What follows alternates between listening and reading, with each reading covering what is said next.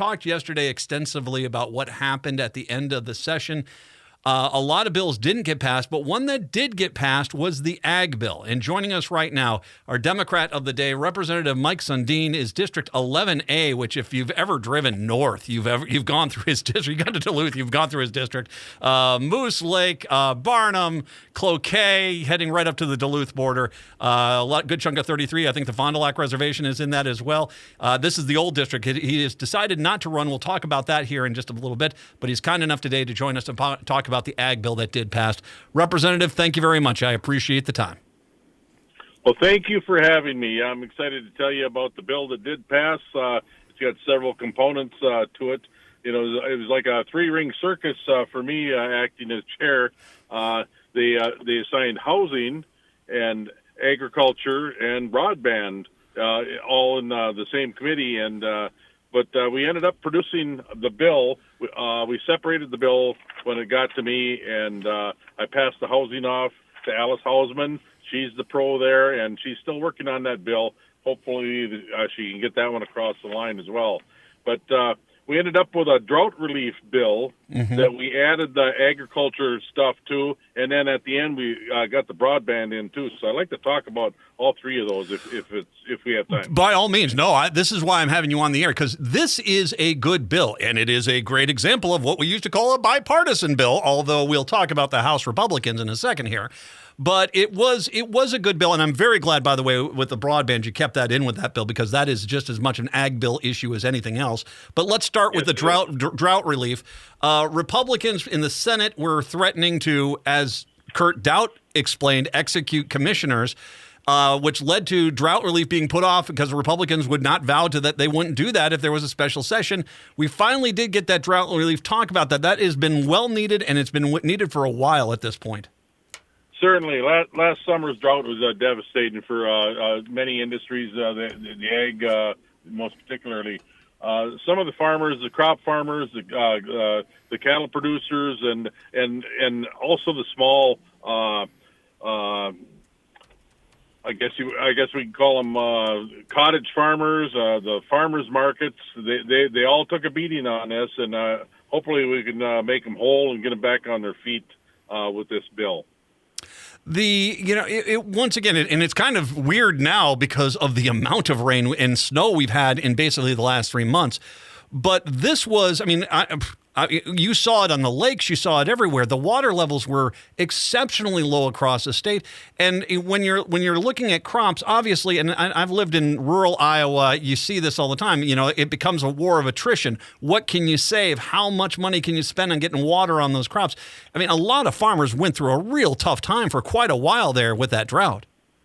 They did, and I'll give you some numbers as far as where the money was spent. You know, in the agreement on drought, most particularly. Let me get the numbers straight on this.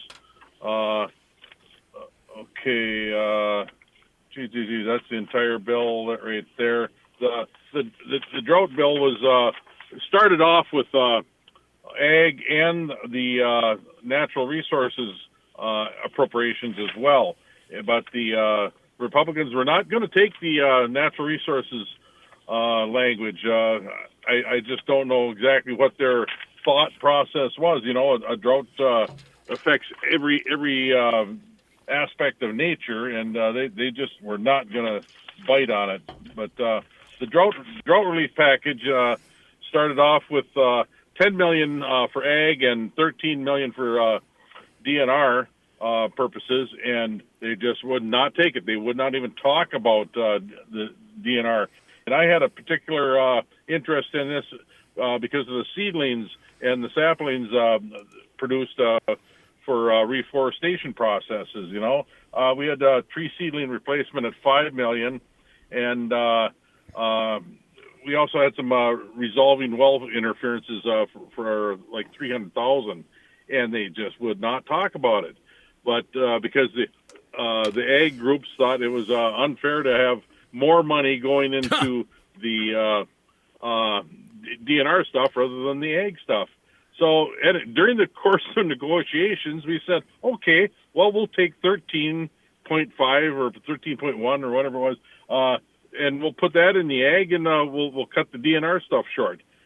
And so they agreed to switch the numbers, but then they still wouldn't agree to the DNR language. So at the end of the day, when some of the higher powers, leadership, and the governor's office got involved, we got another $5 million freed up, and that went for the tree seedling replacement, and that extra $3 million stuck with the ag purposes. So we kind of fell into the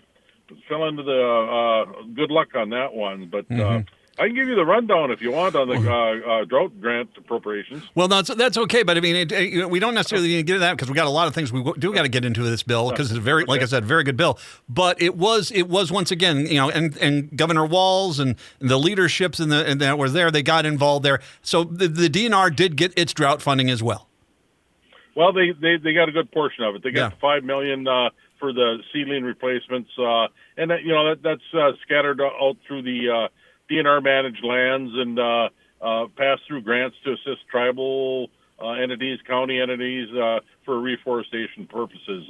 It went to a good place there, but it's some of those seedlings. There's 100% kill off in some of those nurseries, and it's just you can't have that. We rely on the forestry industry up in the northern part of the state. And you have to plant trees. You cut a tree down, you should plant two. That's actually kind of the concept, and that's effective management of the woodlands. That's for sure.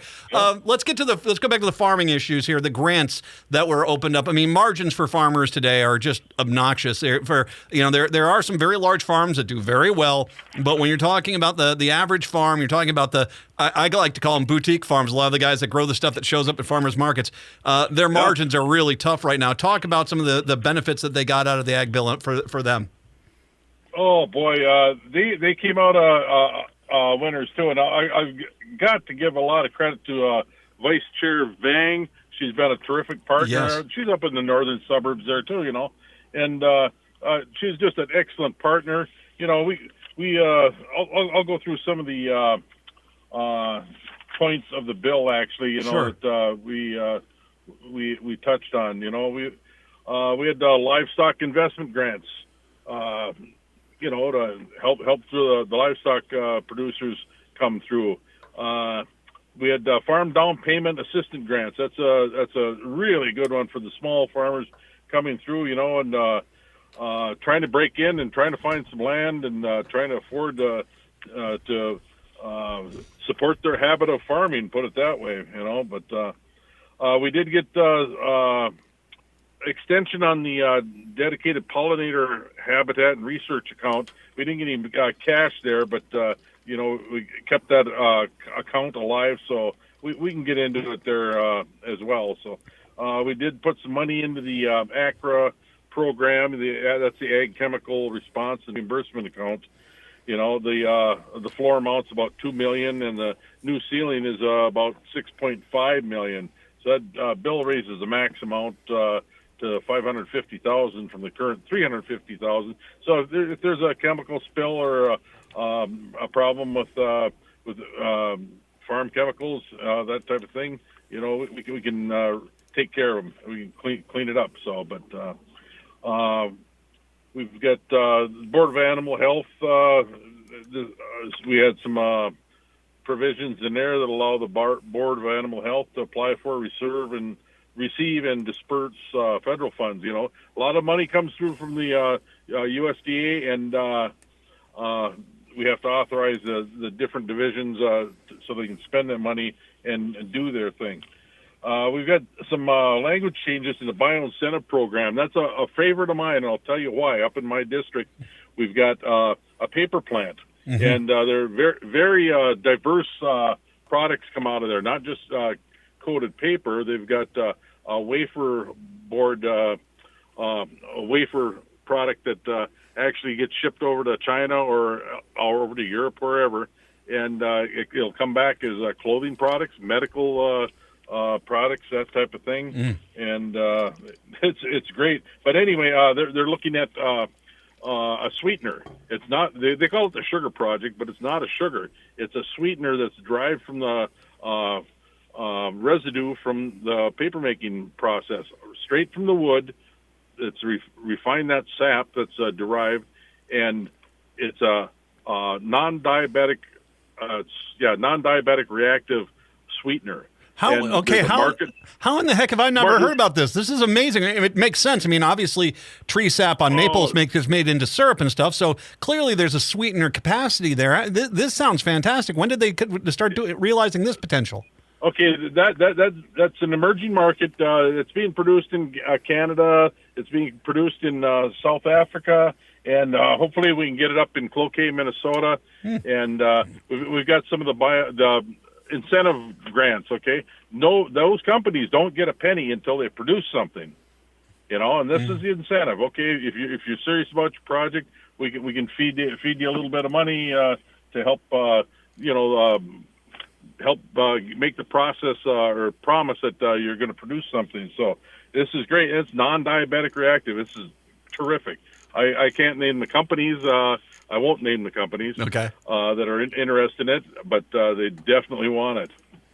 And by the way, joining us once again right now, Democrat of the Day is Representative Mike Sundin, District 11A. He got through this ag bill here. Two other things about the ag bill I want to touch on before I give you a chance to talk about your career there, because you are retiring after this session. First of all, let's talk a little bit about the University of Minnesota scientists. We got chronic wasting disease. We got bird flu going through here. Clearly, and there you go. You have two different diseases, one affecting the wild population and a limited amount of the of the farmed population of deer. But then you have the bird population, which is obviously very, we want to make sure that stays safe. Talk about getting some help to the U of M to help diagnose these health issues. Yeah, I think I'm going to just depend on my memory right now, but I think there's about $4.5 million into further research, for animal disease, or actually response to the animal disease. When you have the flu outbreak on these poultry farms, it's just disaster. You have to euthanize those animals. You have to compost them. Yeah, and they have to clean those barns. The Commissioner Tom Peterson has done just a terrific job planning for the next disasters. And they're on top of it. But the university has to be prepared. The administration has to be prepared to react. So we allocated some money there to help them out. And then the diagnostic labs as well. They've got I can't remember all the numbers, but $1.5 million or whatever to help with the facilities there. And it's not just the avian influenza. We're looking at the threat of a swine flu as well. Yeah, there's all kinds of these threats out there. But back to the chronic wasting disease with the deer, it's I'm just passionate about curtailing any further permitting or of deer farms until we get a handle on this chronic wasting disease. Mm-hmm. I'm a hunter. I love hunting white-tailed deer. I love hunting elk, and I like to see the expansion of elk. I like to see all those species returned, to the Minnesota settings. But we have to do it carefully. We have to do it right. And if the servant farmers can't be held responsible, doggone it, we got to shut them down. Yeah. That said, there's the other side of the coin, and you have to realize these people have a lot of money invested into these farms, and some of them are doing it just perfectly. They're doing it right. But if we're gonna, I think the first step is no more permitting of new farms. Crack down on the transportation back and forth of the animals that do exist, and then eventually some kind of a buyout program. Yeah. Because I understand the fairness issue here, where they've got all this money invested, and we're just going to shut them down. That's pretty unfair to them.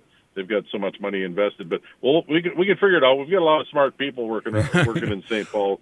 Yeah, Rick Hansen's been on the air. We've had Jamie Becker-Finn on this issue as well. And as well, too, we don't want to have what happened in Ohio where they had to shut down the deer hunting season. You don't want to have something like that happen. You don't want to have that happen. I mean, in Minnesota, the economic impact of that alone 1 year would wipe out a lot of communities. And so you can't have that. Let's get to broadband. I am very glad you guys put the broadband in there. This is the first broadband bill I have said, nicely done. You're getting it done there.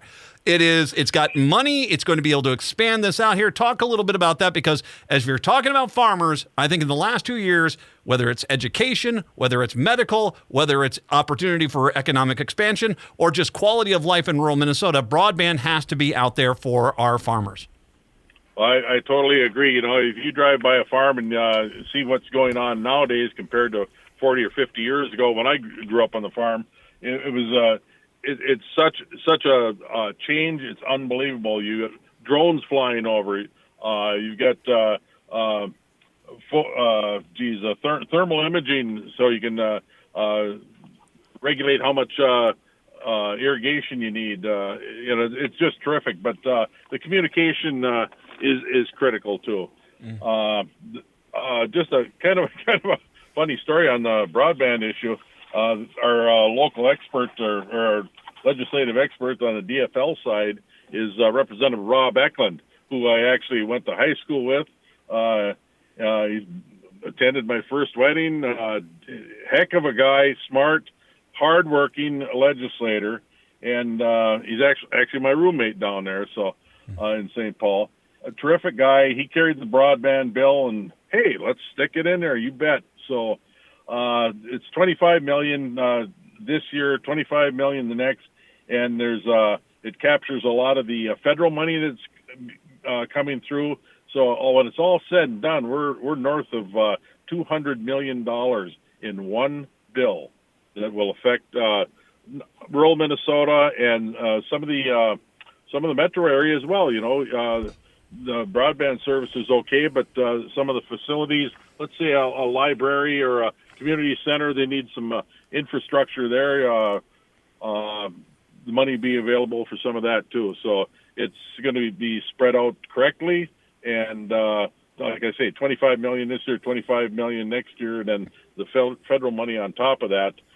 We lost the construction season last year because we didn't get the money out for broadband, and that was wrong. That was dead wrong.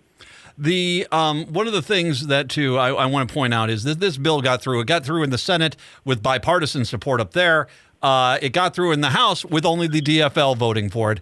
The House Republicans, who kept once again saying we need a drought relief, we need farmer relief, we need a broadband. Once again, when it came time to fish or cut bait, they decided to go back and cut more bait. And they're going to try to take credit for it, but this is your bill. The House Republicans completely and totally voted against this, and that is just unacceptable.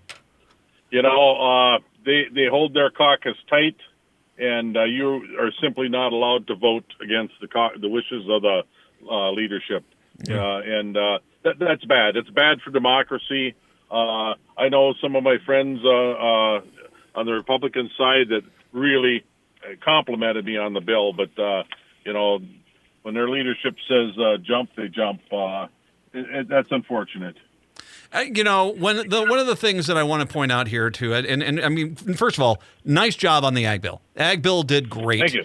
I'm very glad about this. I'm a big ag guy, and I've lived in rural Minnesota and I've lived in rural America, and I can see the benefits. We need to put it out there, and I think there's so much common sense, good things in this bill. It's really kind of nice to see that it got some bipartisan support up in the Senate. But I just want to also take a moment here to mention that you have decided you're not going to run again for I don't know if it'd be 11A or what the new redistricted district is. Talk a little bit. Why did you decide not to run again?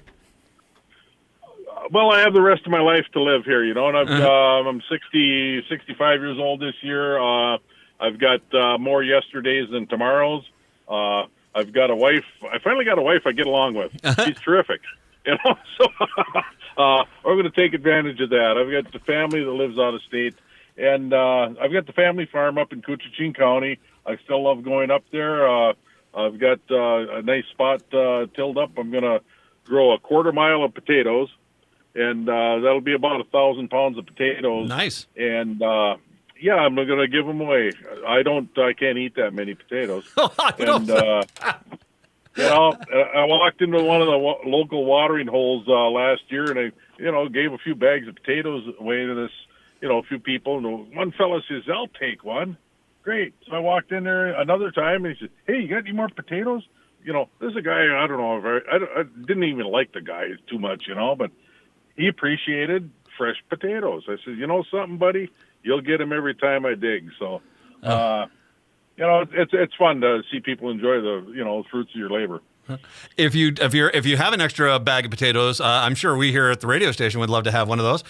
If you have those, send me your address. It may happen. I'll be driving up into your community. I'll be driving by your district. I might not be up in Couchiching, but I might be in your district. I'll definitely swing on by. Last thing, if I can ask you, Representative, if you had one thing, this ag bill was exceptional. What was your favorite thing? The one thing that you feel most proud about getting passed and working on while you were in the House? I'm going to say two. Okay. I'm going to give you two. One, when I was on the Labor Committee, I didn't, I was new, and the railroad lobby came in and they said, "Here's a good bill, Mike." By the time I presented it in 3 different committees, I realized what I was doing, and it was a labor bill to ensure that all the employees, construction, maintenance, cleaning, engineers, everybody that worked on those the light rail down there would receive benefits prescribed by the federal railroad bill. So if you think about that, now those tracks are going to be in service for maybe 100 years, and I don't know how many thousands of people are going to be working there over the course of the next 100 years. But there's going to be tens of thousands, if not 100,000 or north of that, of families that are going to have medical coverage. They're going to have a decent wage, a decent retirement as well. So I feel really thrilled about being a part of that. That's number one. Number two is I get all choked up. Mm-hmm. It's a family called about 2 years ago at the beginning of the pandemic, and they said, "Our little girl was just diagnosed with a defect in her ear. She was deaf. Her hearing, she needed an operation, and the hospitals were closing down." Mm-hmm. And they were just worried sick because there's only a certain window where they can do this operation, as far as the age of the kid. And what can we do? I says, let me make a call. So I've got connections at Essentia Health up here. Another fellow from International Falls. I'm not going to name his name. But anyway, I threw an elbow in. They got a call the next day. Get that kid in here. We didn't realize what was going on. Mm. She got the operation. They got a kid. Little girl can hear. She, years from now, she might be my cardiologist. She might be a school teacher. She might be just a darn good mother. But I feel good.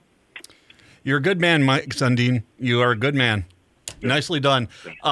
You will be missed in St. Paul. I don't get me wrong. Potato farming actually sounds quite delightful. You enjoy your time and you go out there and enjoy what you're going to do. But well done on a lot of things. Exceptional work on this ag bill. Exceptional work while you've been in St. Paul. Thank you very much. I do appreciate the time, and thanks for all you've done for the state of Minnesota. Thank you so much. Don't be afraid to call me 1st of October or so for potatoes. Oh, I'll be in touch on that one. Representative Mike Sundin, DFL District 11A, Democrat of the Day. What an amazing story there at the end. We'll take a break. Come on back. It's the Matt McNeil Show right here on AM 950.